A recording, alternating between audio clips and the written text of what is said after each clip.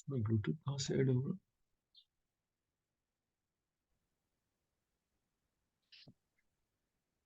आइए गायत्री महामंत्र से आज की इस कक्षा को आरंभ करें। पूज्य गुरुदेव को, ऋषि सत्ताओं को प्रणाम करें। ओम भूर्भुवः स्वः तत्सवितुर्वरेण्यं भर्गो देवस्य धीमहि धियो यो नः प्रचोदयात्। इस समय आज के जो विषय है यह है कारण शरीर की विशिष्टता, भाव श्रद्धा। गायत्री की पंचकोशी साधना और उपलब्धियां, वांग्मय नंबर 13। और इसका ये चैप्टर, अगर आपके पास पुस्तक हो तो सभी लोग इसको खोल लें, इस पुस्तक को, तो ज्यादा बेहतर रहेगा। पृष्ठ संख्या 3.41। तो इसमें बात अभी ये हो रही थी कि अभी हम लोग चर्चा कारण शरीर के ऊपर कर रहे हैं। एक विचार है जो आदमी के 3 शरीर होते हैं, स्थूल, सूक्ष्म और कारण। शरीर, मन और आत्मा। लेकिन लंबे समय तक शरीर का जीवन जीते जीते हम शरीर को ही सब कुछ मानने लगते हैं। इसीलिए आत्मा की हम बात तो करते हैं, चर्चा तो करते हैं, लेकिन उसके आत्म तत्व को या कारण शरीर को बहुत ज्यादा हम पहचान नहीं पाते। साधना, कोई भी चीज कारण जगत में आती है, वहां से सूक्ष्म में और फिर स्थूल में घटित होती है। यही बात सृष्टि के क्रम में देखें तो निराकार से साकार की ओर, अगर चक्रों के क्रम में देखें तो चेतना सहस्त्रार से मूलाधार की ओर। और ये तो सहज क्रम हो जाता है। साधना पथ में इसी को उलट करके ऊपर की ओर ले जाना पड़ता है। इसीलिए साधना पथ में कारण शरीर का, सूक्ष्म शरीर का महत्व बहुत ज्यादा बढ़ जाता है। क्योंकि स्थूल में तो हम ही हैं। जितनी क्रियाकलाप हमारी होती है वो स्थूल के लिए होती है। तो स्थूल की साधनाएं भी मनुष्य आसानी से कर लेता है। समस्या आती है जब हम सूक्ष्म में और कारण में जाते हैं, क्योंकि वो हमको अपने मन के संकल्प से ही करना पड़ता है, क्योंकि बाहर से तो कुछ दिखता नहीं। बाहर से कुछ दिखता नहीं है। तो इसीलिए इस कारण शरीर का इतना महत्व है, इसके अंदर हमको समझना चाहिए। और पंचकोशों के क्रम में चलेंगे तो आगे चल करके, जैसे अन्नमय कोश की साधना है तो अपेक्षाकृत आसान होती है, पर आगे चल करके जब मनोमय कोश में पहुंचे और विज्ञान में और आनंद में कुछ उसकी साधनाएं थोड़ी सी जटिल तो होती है, इसमें कोई, क्योंकि इसमें बहुत कुछ से अपने आप को विरक्त करना पड़ता है।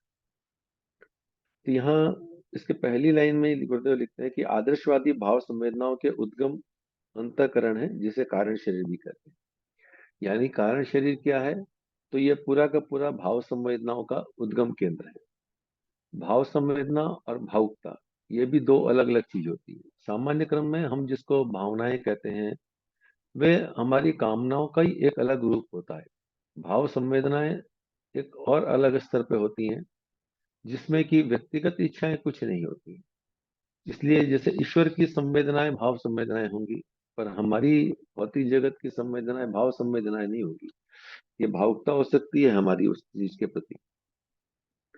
तो ये इसमें आगे ये लिखते हैं कि जैसे प्राणी जो प्रारंभिक, जो बिल्कुल भी निम्न स्तर के प्राणी है, जैसे कीट मकोड़ों को देख लें, तो ये केवल इनके पास में शारीरिक पौरुषता रहती है, अपना काम तो शरीर का करते हैं, पर उसमें प्राण का संकल्प कुछ नहीं होता है। थोड़ी सी वातावरण में परिवर्तन आता है तो वो उनकी मृत्यु हो जाती है, थोड़ी सी चीजों से डेथ हो जाती है।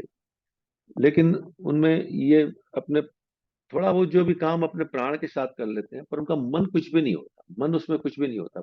शरीर भी बहुत सूक्ष्म होता है, उसी हिसाब से प्राण की शक्ति भी कम होती है, लेकिन प्राण की शक्ति होने के बावजूद भी मन का तो बिल्कुल अभाव होता है। उसके ऊपर के कुछ जीव होते हैं जिनके पास में कि प्राण की शक्ति के साथ साथ मन की भी शक्ति होती है, पर उनमें भाव संवेदनाएं नहीं है। मन तो होता है किस स्तर तक, जैसे जितने भी हमारे जानवर, आज के चौपाए जानवर जो हमारे जीवन क्रम में हमारे साथ में चलते हैं, जीवन के अंदर में गाय घोड़ा कुत्ता वगैरह कुछ भी, तो इन सब के अंदर में प्राण भी है और कुछ हद तक मन भी है। क्योंकि हम लोग गाय के जीवन के क्रम में बहुत कुछ पढ़ते हैं कि गाय किस प्रकार काम करती है, किस प्रकार गाय गाय एक रिस्पॉन्ड करती है पालतू जानवरों को भी हम देखते हैं किस प्रकार रिस्पॉन्ड करती हैं। तो उनका कुछ हद तक ये मन की भी प्राणी होती है, लेकिन चेतना के स्तर पर मनुष्य एक अकेला प्राणी है जो कि चेतना के स्तर पर काम कर सकता है। वे चेतना के स्तर पर नहीं काम कर सकते हैं। उनका जो प्रारब्ध बना हुआ है, जो उनके प्रकृति ने उनके नियम बना दिए हैं, उसके ऊपर वो कुछ नहीं जा सकते। और इसीलिए मनुष्य जो है धरती का सबसे श्रेष्ठ प्राणी माना गया है। अब मानवीय गरिमा का शुभारंभ कहाँ से होता है, तो इसमें आगे लिखते हैं इसी चैप्टर में पहले पैरा में, आस्थाओं में परिपक्वता आती है और श्रद्धा का उत्कृष्टता अपनाने के लिए ऐसे प्रयास चल पड़ते हैं जिससे आत्मिक क्षेत्र का उत्कर्ष और अभ्युदय कहा जा सके। वस्तुतः मानव गरिमा की शुभारंभ यही से होती है।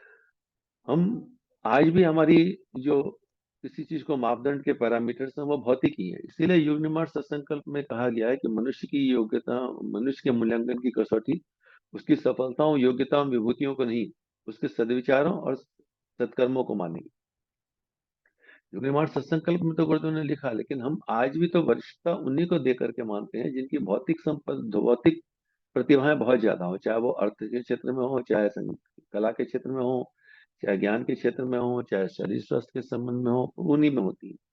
लेकिन वास्तव में मानवीय सभ्यता जो गुरुदेव जो है कहते हैं कि जो श्रद्धा का जो तत्व है, ये कारण शरीर में आकर के ही प्रकट होता है और यहीं से हम उसका लाभ ले पाने की स्थिति होती है।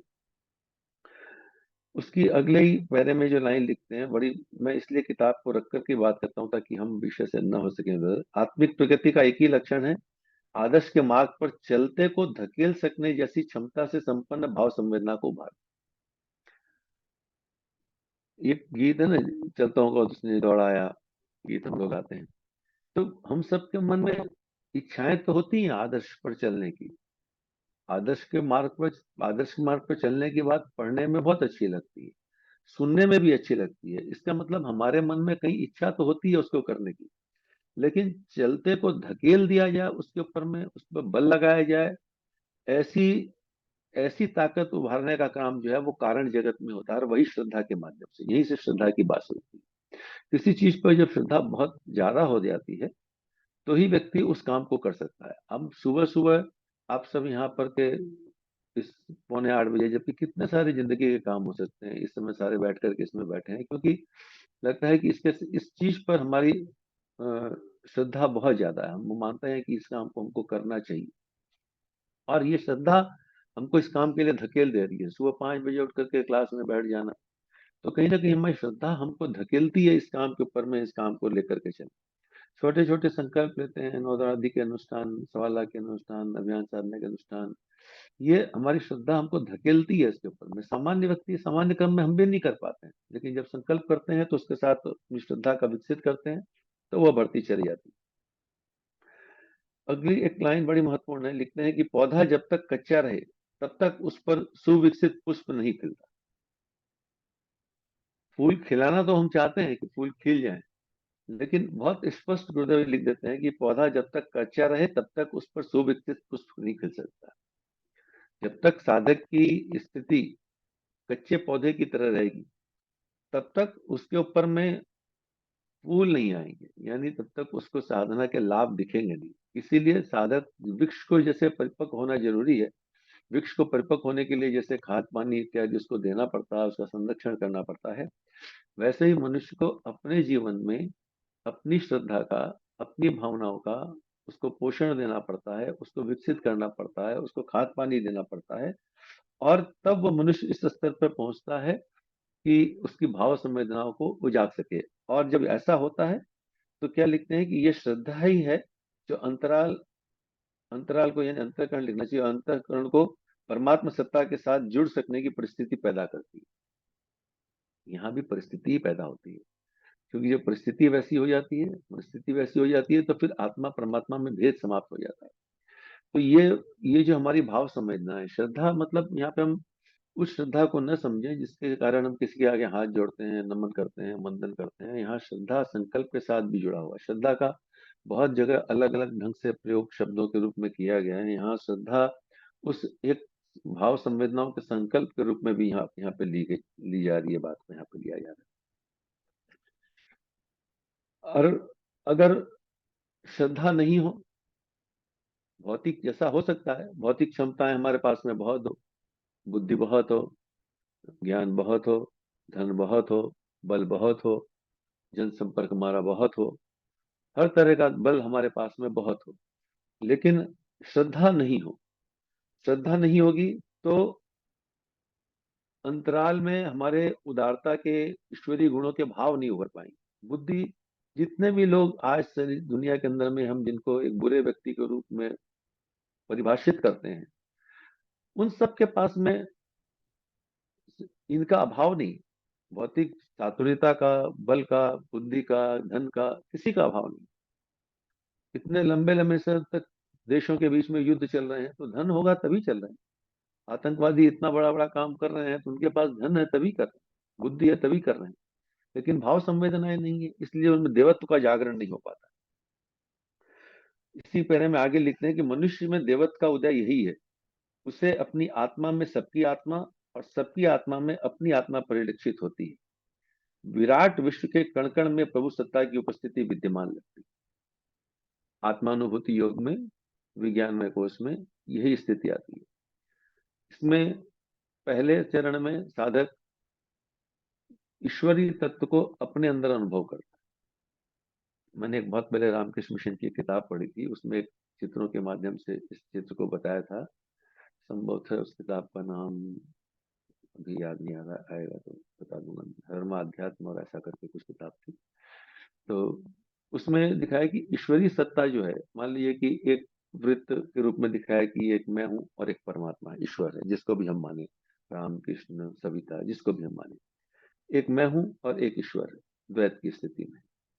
वहां से धीरे धीरे साधक ईश्वरीय चेतना को अपने अंदर अनुभव करता है। पहली चीज जिसको अंतर चार्टर के रूप में होती है, वो अपने अंदर उस सत्ता को अनुभव करता है।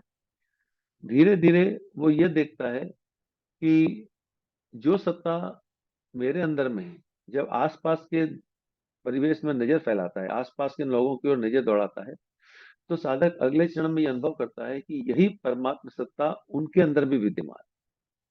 यानी जिस सत्ता से मैं प्रकाशित हो रहा हूं, उसी सत्ता से ये सारे शरीर भी प्रकाशित हो रहे हैं। अगले चरण में वो ये देखता है कि हमारी सत्ता उन सबके अंदर में, मैं अपने आप को समाहित देखता हूँ, हर किसी के अंदर मैं अपने आप को देखता हूँ, और सबके सबको अपने अंदर में समाहित होता हुआ देखते हैं।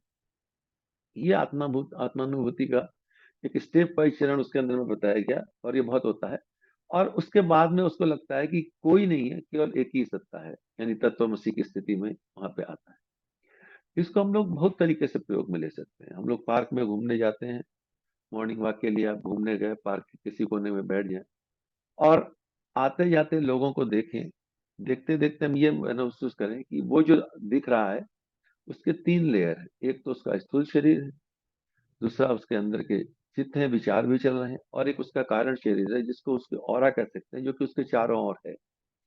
और उसके अंदर में मैं ईश्वर तत्व को देखता हूँ, अपने आप को देख रहा हूँ। वो व्यक्ति आ रहा, वो व्यक्ति नहीं है, उस रूप में एक चेतना, एक ऊर्जा आ रही है, जा रही। आप अपनी बालकोनी की खिड़की में बैठ करके भी बाहर आते जाते लोगों को देख करके इस प्रकार का अभ्यास कर सकते हैं। किसी को क्या पता कि हम क्या कर रहे हैं, हम तो अपना बैठे हैं, दुनिया बैठी हमको बैठा देखती है, हम बस में चल रहे हैं, बैठे हैं, बैठे में चलते चलते और लोगों के साथ भी इसको अनुभव कर सकते हैं। ये स्थिति जब चलती है तो यानी विराट विश्व के कण कण में प्रभु सत्ता की उपस्थिति विद्यमान होने लगती है। पहले वो प्रभु सत्ता को अपने अंदर, और अपने अंदर जिस प्रभु सत्ता को देखता है उसी को विराट विश्व में देखने की जब अनुभूतियां आरंभ होती है, वहां से कारण शरीर का काम आरंभ होता है। और इसी स्थान को स्वर्ग कहा गया है। जिस लोक में भगवान का निवास है वही स्वर्ग है। अपनी श्रद्धा ऐसे स्वर्ग को अपने हिसाब से गढ़ लेती है। अब वो चाहे हमारा घर हो, चाहे हमारा ऑफिस हो, चाहे हमारा कुटुंब हो, चाहे हमारा समाज हो, जितनी दूर तक अपने स्व का विस्तार करते हैं उतनी दूर तक हम उस चीज को फैलाते हुए चले जाते हैं। इस मिलन से जो आनंद, जैसे इस मिलन की चर्चा करने से ही मन में एक आनंद आता है, अगर तो जब कभी इस मिलन की अनुभूति होगी तो आनंद इस स्तर पे होगा कि व्यक्ति देवर्षि ब्रह्मर्षि इस तरह का बनता जाएगा। इसीलिए पंच गुरुदेव को हम युग ऋषि कहते हैं, क्योंकि उन्होंने इस स्तर पर अपनी भाव संवेदनाओं को विकसित कर लिया था, इसलिए वो युग के ऋषि कहलाए, वेद मूर्ति कहलाए, तपोनिष्ठ कहलाए, इसी कारण कहलाए। यहाँ इस जगह पर आदि पर साधक को दो में से एक का चुनाव करना पड़ता है। जो कठोपनिषद में आई बात की नचिकेता और यमराज के बीच के संवाद में कि श्रेय पथ और प्रिय पथ के अंदर में, तो प्रिय पथ इंद्रिय अनुभूतियों के, इंद्रिय सुखों के लिए वो जो प्रिय पथ को छोड़ करके वो श्रेय पथ को की ओर जाता है और श्रेय ही उसे प्रिय लगने लगता है। तो यहाँ लिखते हैं कि संसारी लोग जहाँ स्वार्थ के लिए निरंतर मरते खपते रहते हैं, वहां श्रद्धावान परमार्थ को लक्ष्य रखता है। परमार्थ शब्द में ही स्वार्थ छिपा हुआ है। परम अर्थ, परम स्वार्थ जो होता है वो परमार्थ हो जाता है।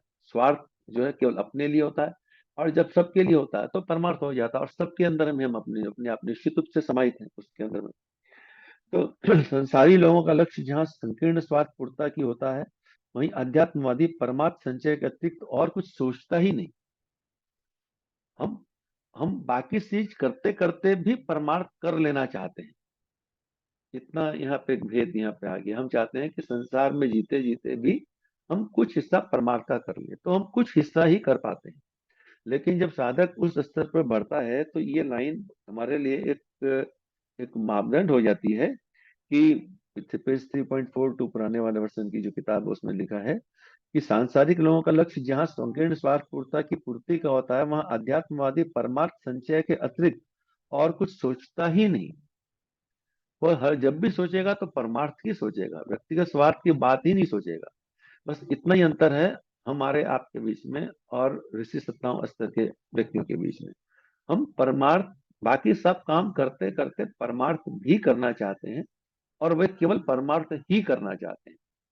भी और ही का जो अंतर है, ये यही यात्रा हमको इस पंचकोश साधना के क्रम में करनी है।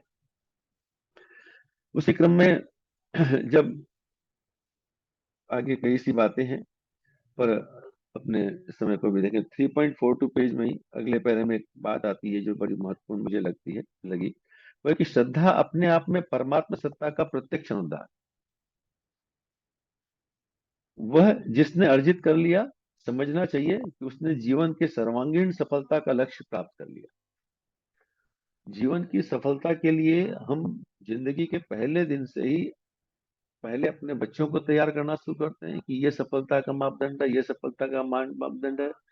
फिर जब बच्चा थोड़ा विकसित हो जाता है, अपनी सफलताएं खुद अपना मापदंड विकसित करने लगता है। जब हम बड़े हो जाते हैं, अपनी मापदंड खुद विकसित करने लगते हैं, तो हम जीवन की सफलताओं का मापदंड जो है बिल्कुल एक अलग लेके चलते हैं। और यहाँ ये लिखते हैं कि सफलता का मापदंड यह होना चाहिए कि अपने आप में परमात्मा सत्ता, ये जो श्रद्धा है, ये भाव संवेदना है, यही परमात्मा का प्रत्यक्ष अनुदान है। परमात्मा और किसी रूप में आकर के हमें अनुदान वरदान नहीं देगा, भौतिक कामनाओं की पूर्ति के लिए वो अनुदान वरदान नहीं देगा। लेकिन जिसने ये अर्जित कर लिया, समझना चाहिए कि उसने जीवन के सर्वांगीण सफलता का लक्ष्य प्राप्त कर लिया।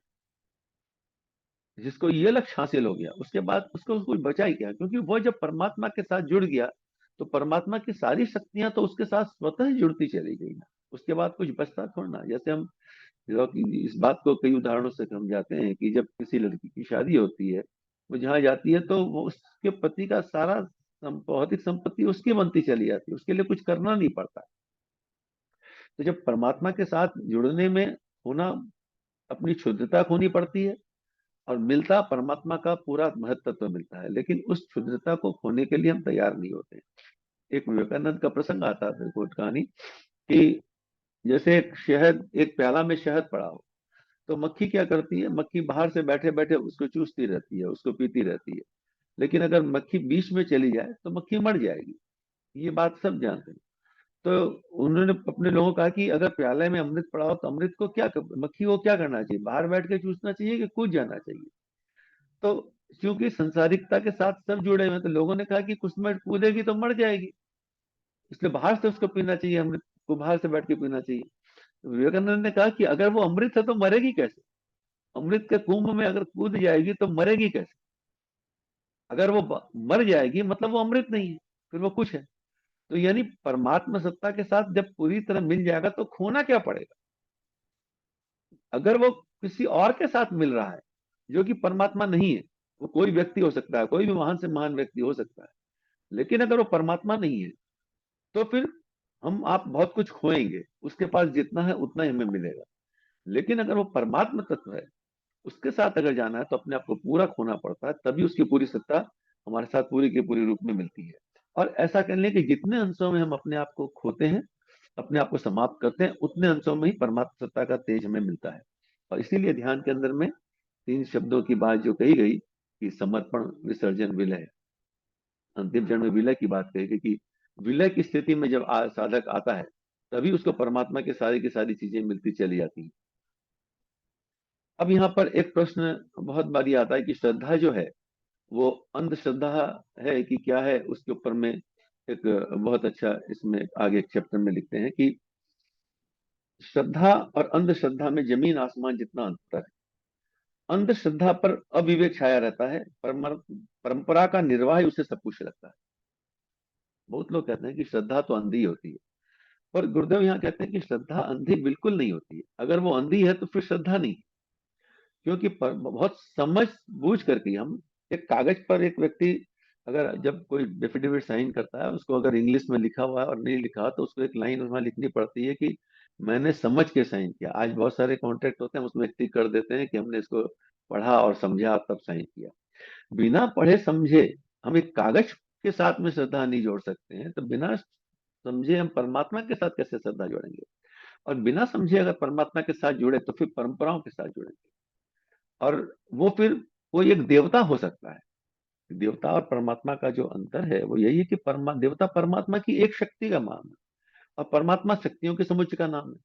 इसीलिए गीता में भगवान श्री कृष्ण ने कहा कि जो मुझका ध्यान करते हैं वो सीधा मुझे पाते हैं, जो अन्य अन्य देवताओं को ध्यान करते हैं वो उनको पाते हैं। यानी कोई एक शक्ति विशेष को प्राप्त करेगा तो केवल उतनी शक्ति मिल जाएगी। मान लिया लक्ष्मी जी की का हम ध्यान कर रहे हैं, तो हो सकता है हमको धन की शक्ति मिल जाए, पर धन धन के साथ विद्या नहीं मिलेगी, बल नहीं मिलेगा। लेकिन परमात्म तत्व का अगर ध्यान करेंगे तो वो सब कुछ हमको मिलता चला जाएगा। तो श्रद्धा के साथ जो अंध शब्द लिखा है उसके लिए इतना इतना स्पष्ट गुरुदेव लिख देते हैं कि इसी के सहारे धूर्तों ने मनगढ़ंत संरचनाएं रचकर मूर्खों को अपने चंगुल में फंसाया। अंधश्रद्धा के साथ जो शब्द श्रद्धा शब्द लगा है, वह अपने कुप्रयोजन सिद्ध करने वाला उस अंधश्रद्धा की भी यथार्थता जैसी व्याख्या कर देते हैं। अपने स्वार्थ के लिए हम जिस चीज को अपनी मान्यता बना लेते हैं, जिनको कि हम आगे चरण में परंपराएं भी करते हैं, चाहे वो व्यक्तिगत जीवन की हो, सामाजिक जीवन की हो, धार्मिक जीवन की हो, आर्थिक जीवन की हो, जो भी हम परंपराएं बना लेते हैं, वे परंपराएं, उन परंपराओं के निर्वाह को तो हम अंधश्रद्धा कह सकते हैं। लेकिन जब उस परमात्मा सत्ता के साथ जोड़ना और जब सब कुछ विलीन करना है, तो निश्चित रूप से अभी तक के सारी मान्यताओं को भी विलीन करना पड़ेगा। उन मान्यताओं को जब तक विलीन नहीं करेंगे तो हम एक कंडीशनड स्थिति में रहेंगे कि बस इतने स्थिति तक को ही हम परमात्मा मानेंगे। यानी अगर हम इसको और विराट स्तर पर देखें, इसीलिए संत जो होते हैं, इसलिए रामकृष्ण परमहंस ने कहा जो तो मत तो पर। उन्होंने सब तरह की साधना करी, उन्होंने पाया कि जो अल्लाह है, जो गॉड है, जो ईश्वर है, वो सब एक ही होते चले जाते हैं। क्योंकि हमारी मान्यता जब तक अटकी है कि हम ये हैं, तब तक हम इसके आगे, जहां भी हमारी मान्यता अटकी है उसके आगे हम नहीं बढ़ सकते। अगर मान लीजिए कि हमने मान लिया कि हम शूद्र हैं, ब्राह्मण हैं, बनिया हैं, वैश्य हैं, तो हम उसी में अटकेंगे, उसके ऊपर नहीं चलेंगे। उसके ऊपर चढ़े, हमने मान लिया कि हम हिंदू हैं, तो हिंदू तक ही हमारी मान्यता अटकी रहेगी, उसके आगे की मान्यताओं के ऊपर हम नहीं जा पाएंगे। तो परमात्मा को जब भाव संवेदनाओं के साथ देखा जाए तो उसको बहुत विराट स्तर पर देखना और समझना पड़ता है, कारण शरीर के जीवन के अंदर में।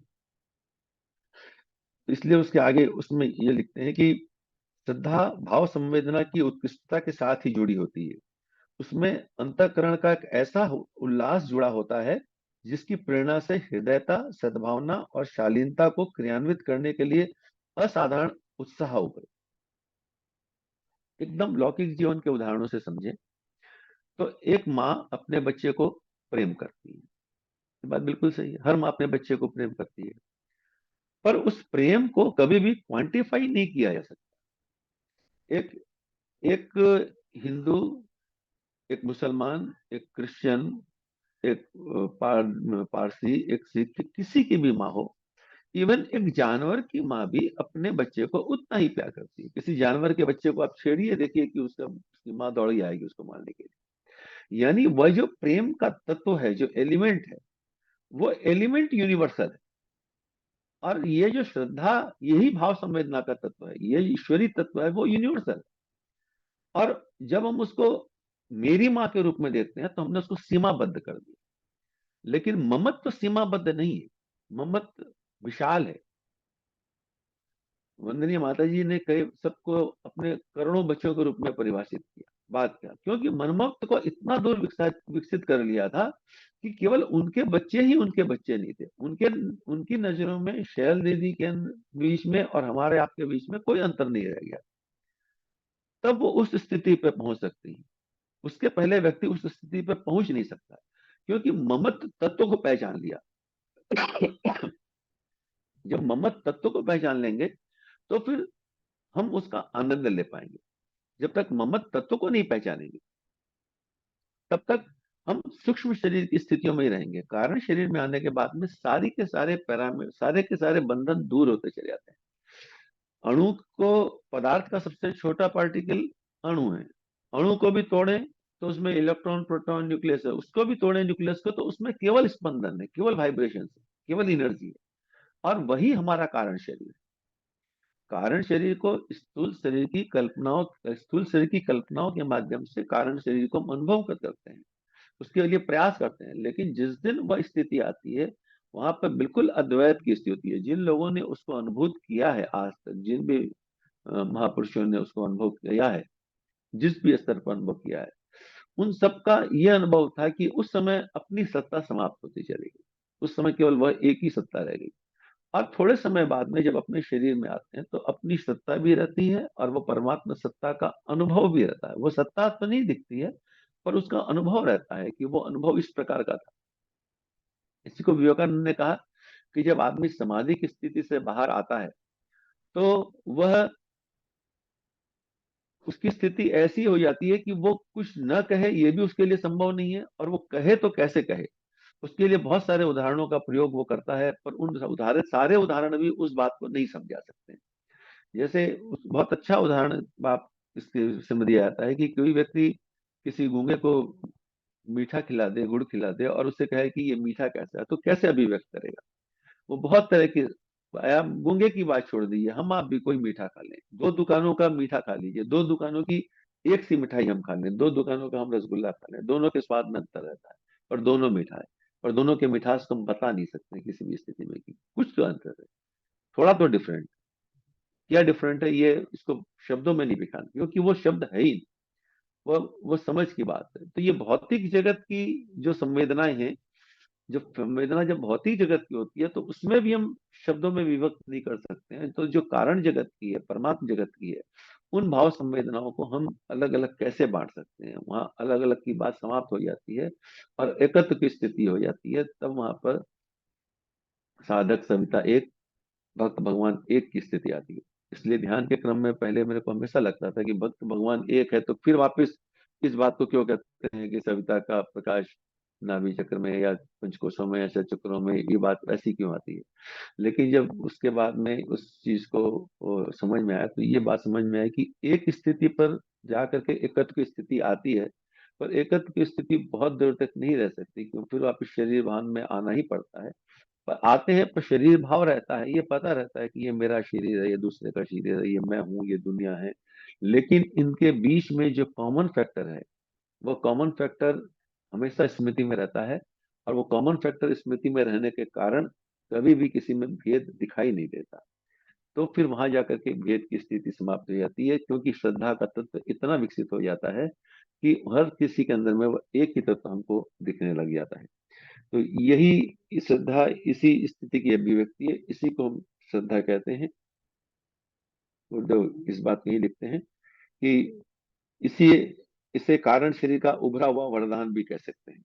इस स्तर की जब श्रद्धा उभर जाए, ईश्वर के पास से, गुरु के पास से, पुरुषार्थ से, जैसे भी हो, तो वह कारण शरीर का उभरा हुआ वरदान उसको मानते हैं। ईश्वर कृपा इसलिए कहते हैं कि उस समय ईश्वर के अलावा कुछ नहीं होता है। बहुत जगह हम कहते हैं ना कि ईश्वर की कृपा से हो गया, गुरु की कृपा से हो गया। पुरुषार्थ तो हमारा होता है, फिर गुरु की कृपा क्यों कहते हैं? इसलिए कहते हैं कि जब जब साधक उस चीज को अनुभव करता है, कहता है तब तक तो उसको पता है कि मेरा पुरुषार्थ है, लेकिन जब वो अनुभव करता है तो जानता है कि ये सारा काम मेरे पुरुषार्थ के बाहर की चीज है। मेरी शक्तियां कितनी है ये हम जानते हैं, लेकिन उसकी शक्ति, उससे इंद्रियातीत स्थिति पर जाके जब कुछ काम कर लेते हैं तो ये अनुभव आता है कि ये किसी और सत्ता से हुआ है।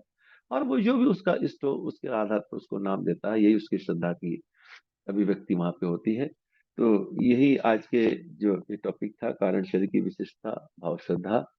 इस श्रद्धा, भाव युक्त श्रद्धा का विश्लेषण इसके अंदर में किया गया, जो कि कारण तत्व का प्रमुख तत्व है, कारण शरीर का प्रमुख तत्व। तो भैया मैं समझता हूँ कि ये विषय यहाँ हम लोग पूरा करें, और कोई बात हो तो आप। जी भाई साहब, बहुत बहुत धन्यवाद। बहुत ही गहराई से, और ये विषय बहुत ही इसमें जटिल विषय है। तो इसलिए भाई साहब से निवेदन किया कि इसको थोड़ा सरलीकरण करके हम सबको समझाया जाए। तो अब इसमें कोई प्रश्न बनता है तो इसमें हम लोग पूछ सकते हैं, क्योंकि जिस प्रकार इसमें बताया है कि मनुष्य में देवत्व का उदय अगर होता है तो इसी से उदय होता है, कारण शरीर से, भाव श्रद्धा से। तो हमें लगता है गुरुदेव ने जो ये रखी होगी, कल्पना रखी होगी इस बात की, कि मतलब जो योजना रखी है कि मनुष्य में देवत्व का उदय, धरती पर स्वर्ग का अवतरण, तो उसी स्तर के विकसित महामानव होने चाहिए। तो कितनी बड़ी उन्होंने जो है गुरुदेव ने एक टारगेट दिया हम लोगों को। हम लोग के लिए टारगेट दे दिया कि वहां तक पहुंचना। वहां तक पहुंचना है। बिल्कुल क्लियर क्लियर इसमें कर दिया कि इसमें हमें इतना भाव श्रद्धा और ये कारण शरीर को ही विकसित करना है, इससे नीचे काम नहीं चलेगा। तो ये एक बहुत बड़ी बात ये दे दी गुरुदेव ने। और इसमें भी, चैप्टर में भी ये कहा गया है कि इसमें जो है अम, दोनों का ही जो है, जो एक संसारिक व्यक्ति, साधारण व्यक्ति है, और एक अगर कोई जो है उस स्तर का व्यक्ति जिसकी श्रद्धा विकसित हो गई है, दोनों की एक्टिविटीज में भी जमीन आसमान का फर्क हो जाता है। तो इसमें वो ठीक है, उसमें जो है जब तक साधारण मनुष्य मनस्थिति में मनुष्य रहता है तब तक तो बात ठीक है, क्योंकि वो अपने हिसाब से जी रहा है। और जब उच्च मनस्थिति में भी जब व्यक्ति पहुंच जाता है, परिपक्व हो जाता है, तो वो भी बात ठीक है, क्योंकि वहां वो जो है उस लेवल पे जी रहा है। लेकिन समस्या हम लोगों के जैसे, जो लोग जो है कभी इधर लुढ़क जाते हैं कभी उधर लुढ़क जाते हैं, वहां पर दिक्कत आती है, क्योंकि हम लोग नीचे गिर नहीं सकते हैं और ऊपर उठने के लिए बहुत बल चाहिए। तो वहां पर जो है एक द्वंद की स्थिति ये बनी रहती है, और इसी को गुरुदेव कहते हैं कि, बड़ा सुंदर गुरुदेव ने इसमें बताया है अग्नि दीक्षा में, हम्म। कि ये जो है अगर कोई व्यक्ति लग रहा है कि बहुत उसमें आनंद में है, सुख चैन में है, तो उसको ये मानना चाहिए कि या तो उसने अपनी आध्यात्मिक यात्रा शुरू ही नहीं की, या पूरी पूर्णता तक वो पहुंच गया है। तो साधक की इसीलिए एक शुरस्य धारा बोला गया है साधक की जर्नी को। तो बहुत ही सुंदर, और गुरुदेव ने कितना बढ़िया इसमें जो अद्भुत ज्ञान दिया है। तो मेरा निवेदन है कि हम सभी लोग जो है अभी भाई साहब से जो है ये अपना प्रश्न वगैरह या कुछ भी अपना इसमें होता अनुभव, तो हम लोग जरूर शेयर करें। इसमें प्रश्न से ज्यादा अनुभव ही हो गया। जी। हाँ, तो इसमें बोला जा सकता है, इसमें देखिए सब लोग इसमें सीनियर सीनियर इसमें बढ़िया बढ़िया साधक जुड़े हुए हैं, तो सब लोग जरूर इसमें कुछ ना कुछ बोले हैं जी। आप सभी से निवेदन है। प्रणाम प्रणाम भैया। भैया। ठीक है। अच्छा, दी हर्षा दीदी प्रणाम। डॉक्टर साहब प्रणाम जी, प्रणाम। हर्षा दीदी। हाँ जी।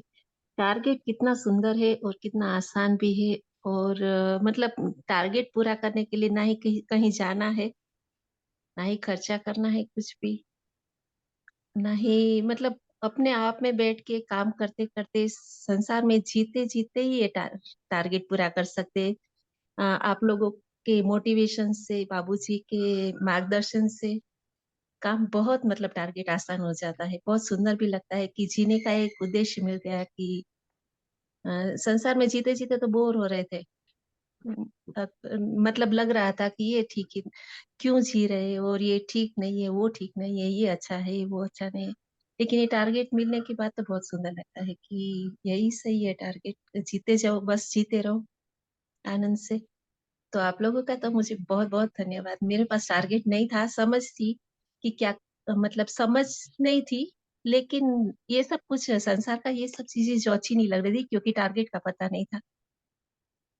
तो आप लोगों को मिलके टारगेट का पता भी चल गया और बहुत आनंद भी आ रहा है।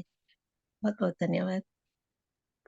इस यात्रा का यही आनंद, आ, हाँ जी, सब बढ़िया। बहुत सुंदर भाई साहब, बहुत ही सुंदर। इतना गूढ़ विषय को आप इतने अच्छे तरह से आपने सिंपल ढंग से समझाया। मेरा ये प्रश्न है कि श्रद्धा के संग फिर विश्वास भी जोड़ना चाहिए ना, तभी जो है ज्यादा यूजफुल होगा अगर श्रद्धा के संग विश्वास जोड़ेंगे। दूसरा ये है कि अगर कोई लेमैन है, बिल्कुल ही नास्तिक है, उसको हम शुरुआत से क ख ग पढ़ा रहे हैं, तो वो उसको हम श्रद्धा शब्द वो के व्हाट इज श्रद्धा जैसे फॉरेन, तो उसको हम कैसे डिफाइन करेंगे? उसमें क्या क्या है तत्व? जैसे प्रेम है, समर्पण है, विश्वास है, ये सब मिलके श्रद्धा है? या श्रद्धा और विश्वास जो है मिलके हम टारगेट तक पहुंचेंगे? या परमात्मा विश्वास है, या गुरु के वचनों पर विश्वास है? तो कृपया आप इसको भी प्लीज क्लियर करेंगे। आपका धन्यवाद। जैसे एक बच्चा स्कूल में पढ़ने जाता है, तो जब वो भर्ती हो रहा है, मान लीजिए 5, 6, 7 में पढ़ता है, तो मुझसे पूछते हैं क्या बनेंगे, तो बोले डॉक्टर बनूंगा, इंजीनियर बनूंगा, या कुछ बनेगा, इस प्रकार की बात होती है। तो ये वो उसका टारगेट हो जाता है, लक्ष्य हो जाता है। और इन किताबों से वो इंजीनियर बनेगा, इस पर उसको विश्वास भी हो। अगर विश्वास ना हो तो किताब पढ़ ही नहीं पाए। तो श्रद्धा को आरंभिक क्षण में हम अपनी मान्यता भी कह सकते हैं। ये हमारी मान्यता है, कहते हैं ना, हमारा इस पर फेथ है। इंग्लिश में एक शब्द आ गया फेथ। हम इस पर फेथ करते हैं कि ये चीज ऐसी है। उसको हम मान्यता भी कह सकते हैं। ये मानता हूं कि ये चीज ऐसी है, ऐसा होना चाहिए। तो जब मान्यता होगी तभी उस पर विश्वास होगा। अगर हम कोई चीज को मान ही नहीं रहे हैं तो विश्वास कैसे होगा? पहले चरण में श्रद्धा ही होती है, पहले चरण में मान्यता ही होती है। और फिर उस पर जब विश्वास करना पड़ता है आदमी को, किसी भी चीज पर, गणित में भी करते हैं तो वो कहता है let the number is x. और एक्स को एक नंबर मान करके उस पर उसको इक्वेशन सॉल्व करते हैं तो एक्स की वैल्यू निकल के आती है। और जब तक वैल्यू नहीं निकल के आती है तब तक तो एक्स को एक नंबर ही मानना पड़ता है। जबकि मानते समय भी ये मानते हैं कि एक्स एक नंबर नहीं है, एक लेटर। तो कोई भी नए व्यक्ति को ये कहेंगे जीवन में आपको अच्छा बना है, तो अच्छे व्यक्तियों के क्या क्या, आपके हिसाब से अच्छे व्यक्तियों के क्या लक्षण होने चाहिए? हर व्यक्ति तो किसी को अच्छा मानता होगा। अच्छे व्यक्ति को अच्छा किसको कहते हैं? तो अच्छे व्यक्ति का लक्षण कुछ तो आपके पास में होगा। तो जो हमारा लक्षण है आज के तारीख में, जिसको हम अच्छा मानते हैं, वही हमारे लिए पैरामीटर हो गया। उस पर हमको श्रद्धा रखनी चाहिए। जैसे मान लीजिए कि हम उस व्यक्ति को अच्छा, हम ये मानते हैं कि भाई मंदिर जाना एक अच्छी बात है। मैं नहीं जा पा रहा हूँ, पर मंदिर जाना एक अच्छी बात है। तो मतलब यहां तक हमने माना कि ये एक अच्छी चीज है, इस पर हमको जानना चाहिए। अब इस पर विश्वास करते हैं तो मानना चाहिए। जैसे कोई भी व्यसन नहीं करना चाहिए, ये हमारी मान्यता है, लेकिन व्यसन हो रहा है। तो अब मान्यता को होने तक में बदलने के लिए हमको उसमें विश्वास करना पड़ेगा और काम करना पड़ेगा, तब वो हमारे अनुभव में आए। अन्यथा तो किताबी ज्ञान बनकर रह जाएगा। वो ज्ञान रहेगा जानकारी के रूप में, जानकारी रहेगी ज्ञान के रूप में परिवर्तित नहीं हो सके। तो ये श्रद्धा मतलब, जैसे कहा कि केवल हाथ जोड़ने या बड़ों को प्रणाम करने मात्र श्रद्धा नहीं। श्रद्धा मतलब इस चीज को हम सही मानते हैं, इस बात पर हमारा फेथ, हमारा कमिटमेंट। और पहले ये सिद्धांत रूप में आता है, फिर उस पर विश्वास करते हैं, तब ये अनुभव रूप में आता है। ऐसे तो कहते हैं ना कि कोई भी बच्चा वो अपने पिता को भी नहीं जानता कि मेरा पिता कौन है। वो मानता ही है कि ये मेरा पिता है, विश्वास करता है ये मेरा पिता है। छोटे बच्चा कहाँ डीएनए टेस्ट करने जाएगा कि कौन मेरा पिता? तो माँ ने कहा कि ये तुम्हारा पिता है, तो मानता है ये मेरा पिता। माँ कह दे तेरा पिता नहीं है, तो नहीं मानेगा मेरा पिता नहीं।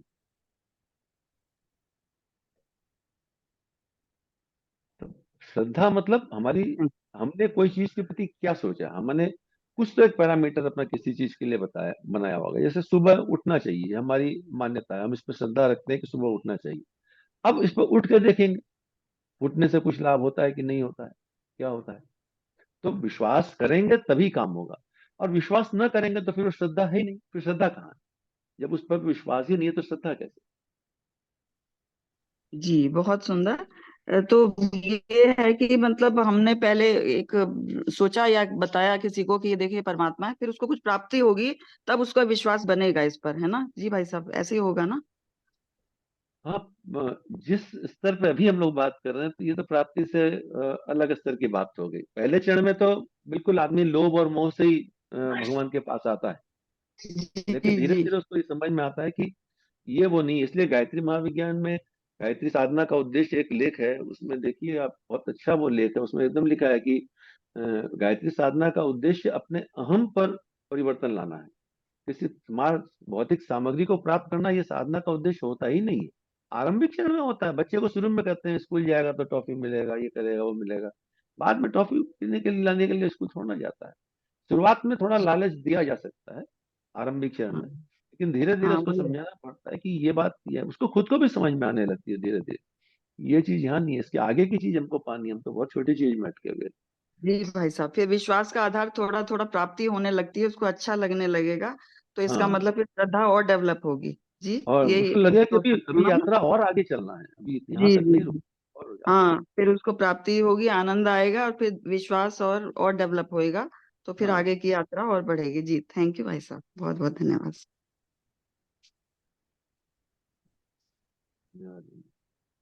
जी, इसमें चैट में नितिन भैया का प्रश्न आया है भाई साहब, जी।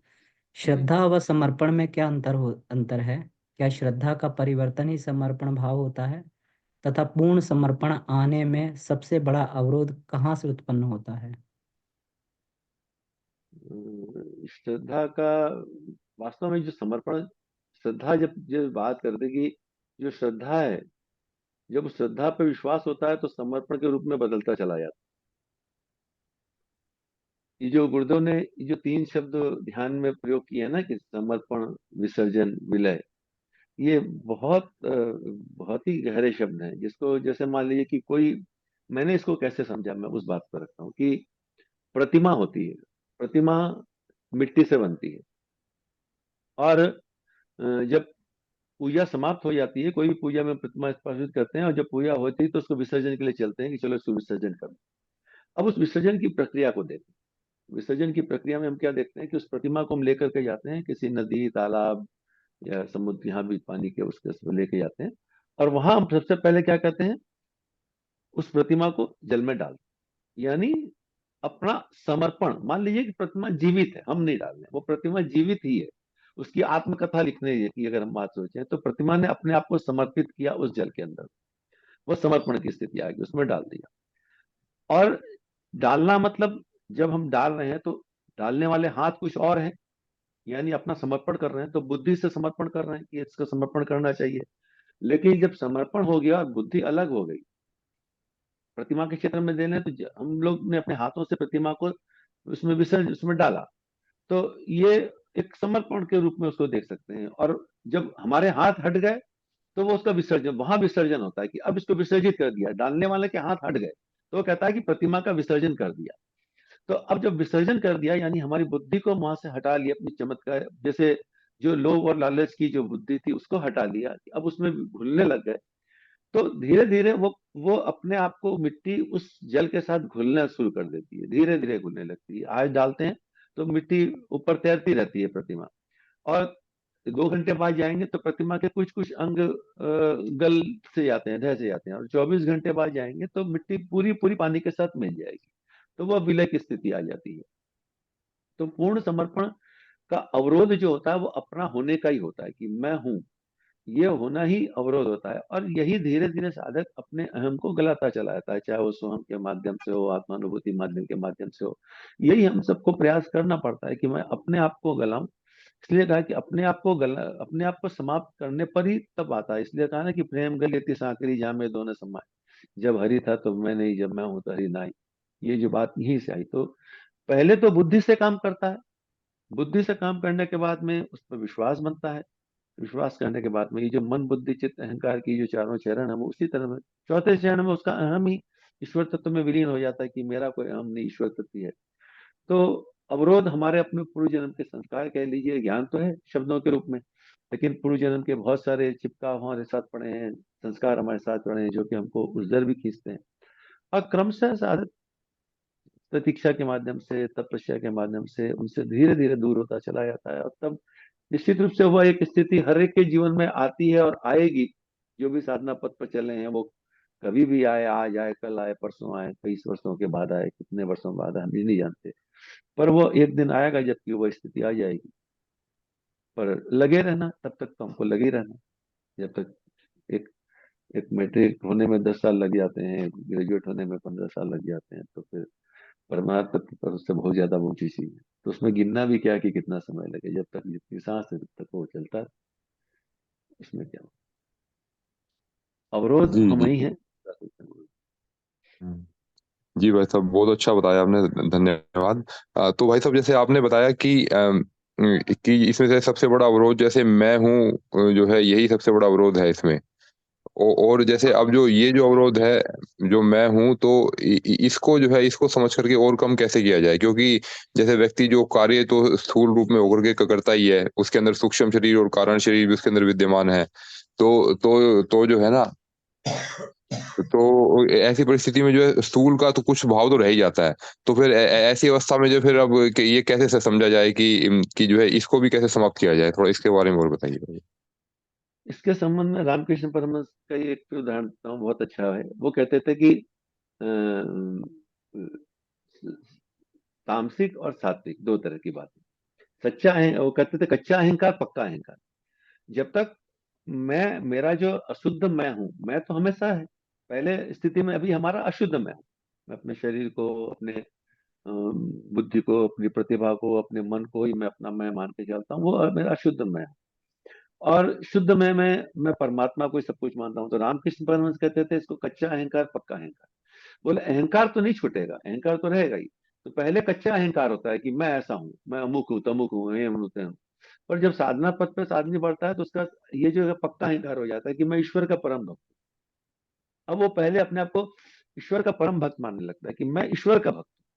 बाकी संसार जो कुछ है वो ईश्वर के कारण मेरे पास है, और ईश्वर की दी हुई ये चीजें हमारे पास में है। तब उस ईश्वर के कार्य को मान करके उस काम को करने लगता है। तो जो अहंकार का जो समापन तो एकमात्र समाधि की स्थिति में होगा। लेकिन समाधि की स्थिति में तो आदमी हर समय रहेगा नहीं। जिन्होंने भी समाधि की स्थिति प्राप्त की है वो वहां से वापस लौट करके आए, पर वो अनुभव रह जाता उनके पास में। तब उनका कच्चा अहंकार समाप्त होने लगता है और पक्का अहंकार बनने लगता है। यानी अगर हम भाषा में कहें तो एक्टिव वॉइस और पैसिव वॉइस, कि मैं आम खाता हूँ, ये एक्टिव वॉइस हो गया, और मेरे द्वारा आम खाया जाता है, पैसिव वॉइस हो गया। तो मैं कार्य कर रहा हूँ और मेरे द्वारा ईश्वर कार्य करा ले रहा है, ये अंतर होता है। तो धीरे धीरे हम पहले रामकृष्ण परमहंस के शब्दों में, पहले हम अपने कच्चे अहंकार को पक्के अहंकार में परिवर्तित करें। जैसे जैसे पक्का अहंकार परिवर्तित होता है तो ये जो जितनी भी तृष्णाएं होती हैं वो समाप्त होने लगती हैं। वितृष्णा, पुतृष्णा, जितनी भी हैं ये समाप्त होने, क्योंकि मेरा है ही नहीं, ईश्वर का है, ईश्वर का है, तो वो समाप्त होने लगती है पहले चरण में। तो आरंभ में अभ्यास इसी का ही करना पड़ता है, इसी का हम लोग अभ्यास कर रहे हैं सब लोग। धीरे धीरे फिर अपने सारे कामों को ईश्वर का काम मानते हैं। जैसे कहते हैं कि कार्यालय भी जाए तो मान के चलिए कि ये ईश्वर का कार्यालय है, ये ईश्वर का काम है, ये मान करके हम करें। तो धीरे धीरे वो स्थिति, अनुभवी लोगों ने ये रास्ता बताया है। तो हम लोग जब तक अनुभवी नहीं हो जाते हैं तब तक उसी रास्ते को अपना वो टारगेट मान करके चलें। जी जी जी, ठीक है भाई साहब, बहुत अच्छा बताया, धन्यवाद। धन्यवाद। बाद में ये भी सोचना है ना कि ये तो कार्य हो ही रहा है, मतलब हम नहीं कर रहे, वो ईश्वर करा हाँ, रहे, लेकिन हो ही वो रहा पता है। लगने लगता है कि हो तो रहा ही है। तो फिर मेरे होने नहीं होने का, और ये काम ईश्वर ने मुझे दिया है।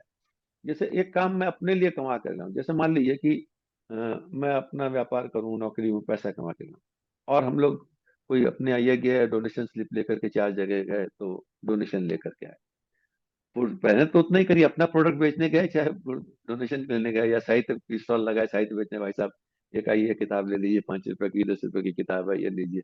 किताब को आपने लेकिन किताब बेचने के बाद में हमको कभी नहीं लगता है कि हमने किताब बेची, हमको लगता है कि हमने भगवान का काम कर लिया। मान लीजिए कि मेरी किताब की दुकान ही, उस किताब में मेरे को कमीशन मिल रहा है, 25%, 30% कमीशन भी मिल रहा है, और किताब ले रहा है। तो उस जब हम स्टॉल पे खड़े हैं तो हमको कभी ये प्रसन्नता नहीं होती कि 25% हमने कमा लिया। उस दिन ये होता है कि ये भगवान का काम हो गया, ये किताब वो ले। तो उसमें उसका जो करने का पीछे जो भाव है, वो भाव जब परमार्थ का रूप में बदलता चला जाता है तो स्वार्थ ही परमार्थ में बदल जाता है। सारे स्वार्थ परमार्थ में बदल जाते हैं जब भाव बदल जाता है। यही इस लेख का भी वर्णन ये था कि वो वो साधक जो है वो भाव परमार्थ के लिए काम करने लगे। वो भाव तब आता है, वो याद करते हैं तब जब कुछ कार्य करते हैं और फिर बिल्कुल। उसमें निराशा या मतलब वो परिणाम उतना जैसा चाहिए वो नहीं मिलेगा या मिलेगा, तब सोचते हैं कि ये ईश्वर का कार्य था, ईश्वर ने करवाया हमसे। हुआ या नहीं हुआ, परिणाम जैसा भी हुआ वो भगवान के हाथ में है। बाकी तो हमेशा भगवान करवाते हैं, वो याद नहीं रहता है ना। जब हाँ, वो परिणाम आता याद है नहीं तब रहता। सोचते हैं कि ये हमारा काम नहीं है सोचने का। वो तो अपने मन को संतोष देने के लिए कहते हैं। नहीं, लेकिन हमेशा याद नहीं रहता आरंभ है ना कि ये भगवान हाँ, का तो कार्य आरंभ कर में रहे तो हैं। यही आता है, ये जो आत्मबोध और तत्वबोध की साधना गुरुदेव ने कही ना, कि आत्मबोध और तत्वबोध की साधना, इस पे अगर करेंगे तो धीरे धीरे क्रमशः ये जो काम करने जा रहे हैं, चलो ईश्वर का काम मान करके चलते हैं, सारे काम को ईश्वर का मान करके काम करते जाएंगे, तो धीरे धीरे ये चीजें विकसित हो ही जाती हैं। हमको खुद को समझ में आता है कि अब पहले हम 100% अपना ही मानते थे, फिर 10% अपना 90% अपना मांगे, 10% भगवान का मान लिए, फिर लगा कि नहीं, इसमें ईश्वर का तत्व ज्यादा है। और कभी कभी जीवन में कुछ ऐसी स्थिति आती है कि लगता है कि यार मेरी ताकत के तो बाहर का काम था, तो फिर जब ये हो रहा है तो फिर ईश्वर का प्रति मनुष्य का विश्वास बढ़ने लगता है। चाहे वो अच्छी स्थिति से बढ़े, चाहे बुरी स्थितियों के कारण पड़े, वो एक अलग बात हो सकती है। पर वो होने लगता है कि ईश्वर का काम है, ईश्वर समझे वो अपना काम करेगा, सूरज अस्त मजूर मस्त वाली बात उसके अंदर में रहती है, तो क्या है, जी, ये मुझे मतलब जी भाई मेरे साहब, से तो ये जो है इसका मतलब ये भी हम लोग समझ सकते हैं कि एक काफी तत्व श्रद्धा विश्वास ये पास्ट जन्म से भी चले आ रहा होता है ना। हर आत्मा की यात्रा अलग अलग होती है। एक ही परिवार में 4 लोग हैं, कोई इतना भक्त टाइप का निकलता है, उसका शुरू से श्रद्धा और विश्वास सब होता है, लेके आता है और परिपक्व होते जाता है। तो ये होता होगा जरूर, ये जैसे तो आपने बिल्कुल सी आप बात लोगों है। का जो भगवान पथ है बहुत भगवान अच्छा कृष्ण है। ने भी की। अर्जुन जी ने पूछा कि ये अगर इस बीच में हो जाए, न मिले तो माया मिली न राम की स्थिति है, तो भगवान कृष्ण कहते हैं कि ये समाप्त नहीं होता, अगली जन्म में वो उस घर में जन्म लेगा, चाहे किसी योगी के यहाँ जन्म लेगा, किसी बड़े राजा के यहाँ, अगर उसकी भोग वासना बच गई तो किसी राजा के यहाँ जन्म लेगा।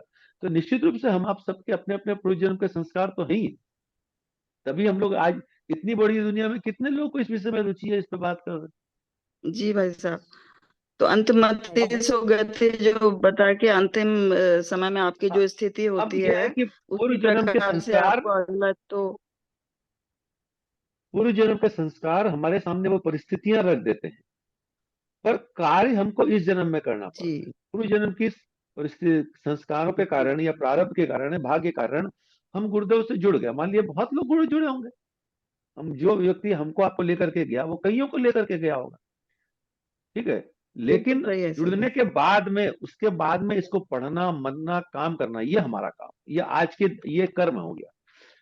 भाग्य हमारे लिए परिस्थितियां पैदा करता है, कर्म को उस पर काम करना पड़ता है। भाग्य से परिस्थितियां मिल गई लेकिन कर्म नहीं किए तो परिस्थितियां समाप्त हो जाएंगी। भाग्य का काम तो पूरा हो गया, वहां तक पहुंचा दिया। भाग्य से हमको रुपए मिल गए, अब उस रुपए को हमने बर्बाद कर दिया या उससे मल्टीप्लाई किया, ये तो हमारा आज का कर्म होगा ना, ये उसमें तो भाग्य कुछ नहीं करे। जी, तो वही चलाते हैं। मुझे तो ऐसा लगता है कि वो ये सब चीज भी वही देते हैं कि तुम अब ऐसे करो। ये मतलब हमारे आगे की यात्रा भी उनकी कृपा से संभव है। भाई साहब, एक प्रश्न उठता है, ये जो गुरुदेव बहुत एग्जाम्पल देते हैं भक्ति मार्ग के, नरसिंह मेहता जी, तो उसमें ये है कि मैं तेरा हूँ तू मेरा है, सब कुछ समर्पण करके विश्वास करके बैठ गए। तो उनका, उनकी जब हम स्टोरी सुनते हैं बहुत बार एग्जाम्पल देते हैं।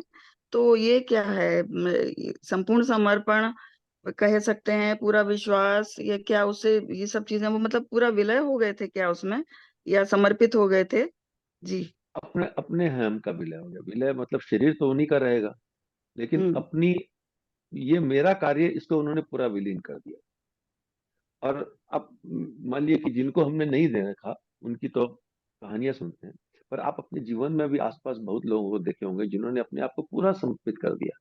अब जो है, ये कहना बहुत आसान है कि तन मन धन श्री कृष्ण अर्पण, जो कुछ है परमात्मा तुम्हारा है, लेकिन ये मुंह की अगली जुबान से कहते हैं, अंदर से कहाँ आती है बात, अंदर से नहीं आती है बात। और अंदर की बात में कई बार ये बात भी सही है कि ईश्वर की कृपा होती है, और ये बात भी सही है कि ईश्वर अगर कृपा देख देख के करने लगेगा तो उसके ऊपर में तो आरोप लगेगा कि तुमने किसी के साथ न्याय किया और किसी को न्याय नहीं किया।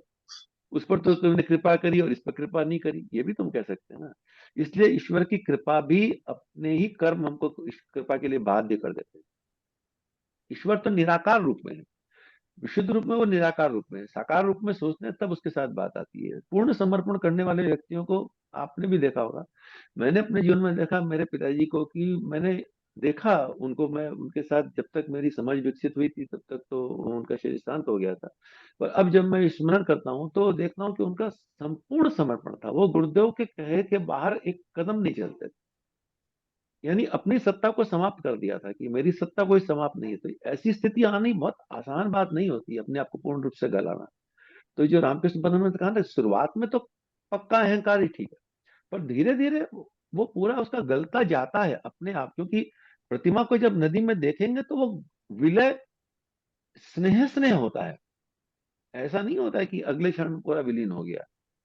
लहरें आती रहती हैं, लहरों की थप्पड़ें लगती रहती हैं, और हर हर लहर के साथ साथ में मिट्टी थोड़ी थोड़ी थोड़ी थोड़ी थोड़ी थोड़ी थोड़ी करके विलीन होती चली जाती है। कभी से भी प्रतिमा को नदी के किनारे होकर के विलीन होता हुआ देखिए, और प्रतिमा की जगह खुद को खड़ा कर लीजिए, अब तो पूरी बातें अच्छी तरह समझ में आने लगेंगी, सिद्धांत तो समझ में बहुत आने लग आनंद। जाएगा।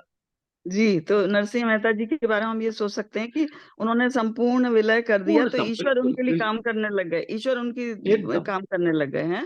जैसे ईश्वर, उनकी हाँ, कहानियां गुरुदेव ने लिखी हैं कि क्या सोने की वर्षा हुई, वो तो बस कीर्तन करते रहते थे और सब हाँ, काम अपने आप चलते रहते थे। सिर्फ उनको विश्वास था कि ये करेंगे, मेरे सांवरिया सेठ हैं, सब कुछ ये हाँ, करेंगे। तो वो कर ये वो स्थिति तो बहुत वो ऊंची है। अदृश्य गायत्री महाविज्ञान में एक जगह एक शब्द आया है शायद कुंडली वाले में, कि अदृश्य जगत में सूक्ष्म चेतन ग्रंथियां बहुत सी घूम रही होती हैं। इस समय बहुत सी हम और आप चर्चा कर रहे हैं, तो क्या अपने दिमाग से चर्चा कर रहे हैं? इस समय कितनी सूक्ष्म जगत की अदृश्य चेतन ग्रंथियां आपके और हमारे दिमाग में काम कर रही हैं। हमको दिखता कहाँ है कि वो काम कर रही है, हमको लगता है कि हम बोल रहे हैं। लेकिन अगर ये समझ में आ जाए कि वो अदृश्य चेतन ग्रंथियां इस पूरे ब्रह्मांड में दिख नहीं रही हैं, पर वो काम करती हैं, जहां होता है वहां जाकर वो अपना काम करना शुरू कर देती हैं। तो वो परमात्मा, वो शक्तियां जब जिसमें आता है, तो वो जिस रूप में उस परमात्मा को मानता है उसी को मानता है। हम और आप मान लीजिए गुरुदेव को मान रहे हैं, तो हमको लगता है कि गुरुदेव की कृपा से ये हो गया। कोई व्यक्ति किसी और को भी मानता है, उसके जीवन में भी काम होता है। वो गुरुदेव को बिल्कुल नहीं मानता, पर उसके ऊपर क्या कृपा नहीं होती? उस पर भी कृपा होती है। एक मुसलमान पे भी होती है, क्रिश्चियन पे भी होती है, हिंदू पे भी होती है। एक विभिन्न हिंदुओं में विभिन्न संप्रदायों को, राम को मानता है, कोई कृष्ण को मानता है। पर विज्ञान से जब जब उस लाइन को पढ़ा तो मुझे लगा कि इसका विज्ञान ऐसे होता होगा कि परमात्मा तो निराकार रूप है, लेकिन इस सूक्ष्म जगत की अचेतन अदृश्य ग्रंथियां जो हैं, वो इस वायुमंडल में, और वो हम सबको मदद करती रहती हैं। अब हमारे साथ मुश्किल इतनी होती है कि हम चूंकि साकार हैं, इसलिए हर चीज को साकार के रूप में देखते हैं। निराकार को समझना बहुत मुश्किल है आदमी के लिए। हम निराकार को नहीं समझ सकते कभी भी, साकार के रूप में उसको प्रतिभाषित होता देखते हैं। तो नरसिंह मेहता के रूप के लिए उनके रूप में आए, सांवरिया सेठ के रूप में आए, किसी किसी और रूप में आएंगे, किसी की किसी और रूप में, मीरा के पास वो कृष्ण के रूप में आए, वो एकलव्य के पास में वो द्रोणाचार्य के रूप में आ गए। रूप तो उनका है, परिभाषित हमने की। हमारे पास जी बाबूजी के रूप में आए, हाँ, क्योंकि मेरे बिल्कुल। जी मेरी गुरु ने बताया मुझे कि आपको हायर गुरु की जरूरत है।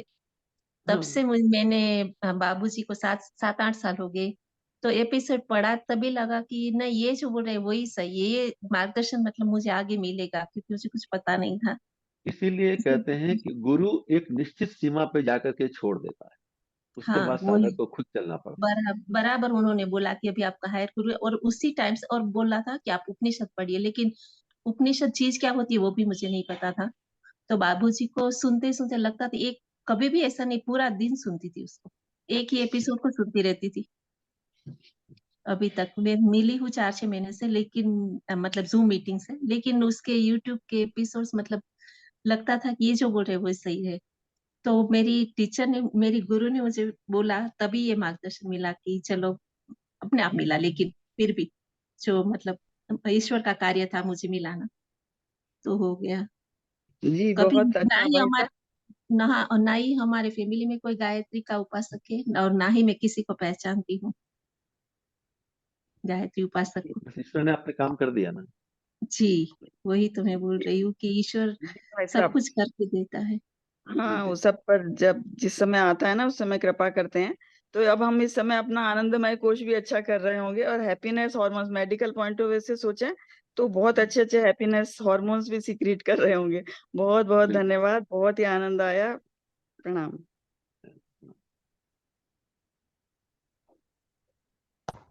भैया प्रणाम चरण स्पर्श, बहुत ही आनंद आया, काफी समय के बाद जुड़ पाया और बस आज जुड़ ही गया और अब तो ऐसा लग रहा है कि एक भी क्लास छूट ही ना पाए। प्रणाम भैया चरण स्पर्श।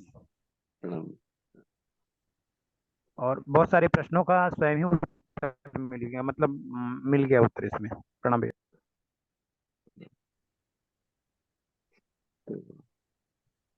मोहन भैया तो फिर अगर समय हो जी गया है जी भाई साहब, तो इसमें समय तो हो गया है। लेकिन चर्चा बहुत अच्छी चल रही थी तो समय का पता भी नहीं लगा इसमें। तो इसी तरीके से जी जी जी। ऐसा लगता है 2-2 घंटे का करें। तो इसमें ये है कि हम लोग भाई साहब से निवेदन करते रहेंगे कि इसमें जो है बारी बारी, अब हम लोग इसमें प्रयास ये कर रहे हैं कि आगे इसमें चल के एक ही कक्षा रह गई हमारी कारण शरीर की, उसके बाद में फिर क्रिया योग स्टार्ट हो जाएगा। तो क्रिया योग के बहुत सारे साधक हैं अपने, जो है बहुत सीनियर सीनियर। तो इसमें जो है भाई साहब का भी मार्गदर्शन मिलता रहेगा और भी साधक जो हमारे साथ जुड़े हुए हैं।